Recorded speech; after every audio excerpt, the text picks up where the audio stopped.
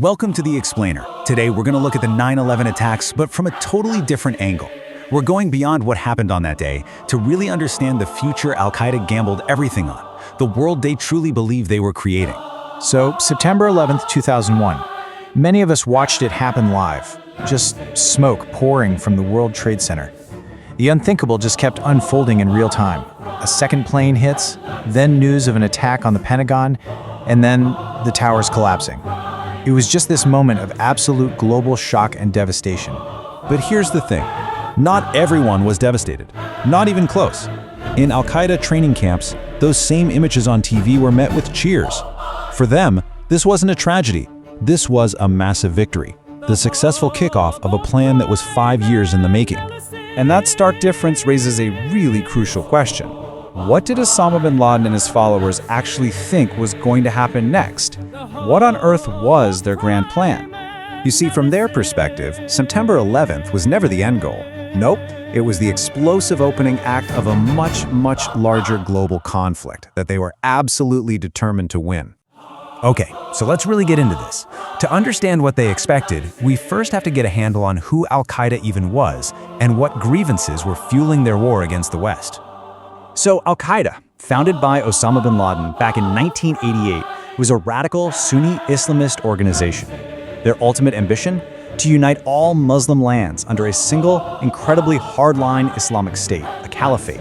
And in their eyes, the United States was the #1 thing standing in their way. And their list of grievances was very specific. They saw U.S. troops in Saudi Arabia, the home of Mecca and Medina, as a total desecration.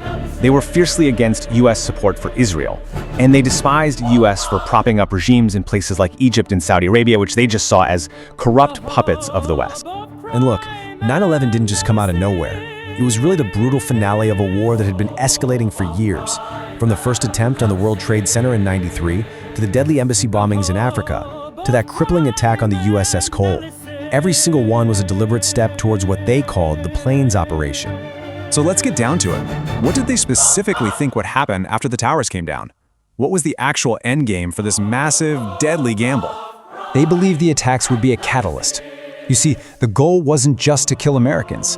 It was to deliver a psychological blow so huge, so profound, that it would expose the United States as a vulnerable paper tiger and inspire a worldwide holy war. And what's really fascinating is just how specific their predictions were. They expected 4 main things to happen. First, a humiliated U.S. would pull all its troops out of the Middle East. Second, hitting the World Trade Center, a symbol of capitalism, would trigger a total economic collapse. Third, this show of weakness would inspire Muslims everywhere to overthrow their U.S.-backed governments. And finally, millions would flock to Al-Qaeda's cause, turning them into the leaders of a new global power. But that future they had so meticulously planned out, that is not what came to pass. As a matter of fact, on pretty much every single point, the exact opposite happened. So they expected a retreat. What they got was an invasion. Instead of pulling out, the US launched a massive military operation in Afghanistan to take away Al-Qaeda's safe haven, and then later invaded Iraq. The American military footprint in the region didn't shrink, it absolutely exploded. They were counting on a global uprising in their favor. What they actually got was near universal condemnation.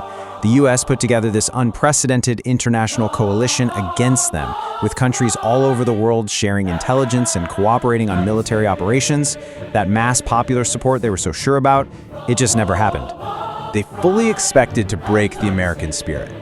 Instead, in the immediate aftermath, the attacks created this incredibly powerful sense of national unity and patriotism. Far from looking weak or divided, the country rallied with this fierce resolve that Al-Qaeda, clearly, had never even considered possible. Al-Qaeda wanted to bleed America economically, that's for sure. But they completely misunderstood the scale of the response. The cost of the wars that followed? An estimated $8 trillion. And think about this, the plot itself cost Al-Qaeda less than $500,000. They did manage to inflict a massive economic cost, but not through a market collapse. No, it came in the form of a sustained multi-trillion-dollar military commitment that, yeah, it was costly, but it also showed a level of national will they thought was impossible. So this brings us to the final and most crucial point. Why did their grand plan, this thing built on years of planning and conviction, fails so spectacularly?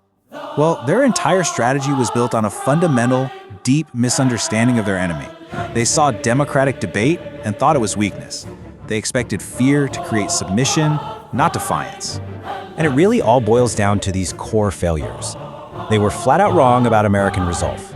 They were wrong about how the Muslim world would react. They were wrong about the international community's response. And they were catastrophically wrong about the scale and sheer fury of the US military's reaction. And here's the final irony in all of this. After everything, Al-Qaeda's position as the world's top jihadist group wasn't just defeated by the US. It was eventually usurped by a splinter group, ISIS, whose even more brutal tactics and land-grabbing ambitions totally overshadowed them, fracturing the very movement they had hoped to lead. Al-Qaeda gambled that 9/11 would remake the world in their image. Instead, it set in motion forces that led to their own slow decline. And it leaves us with a really critical question, one that echoes throughout history. What is the true cost of fundamentally misunderstanding the opponent you're trying to destroy?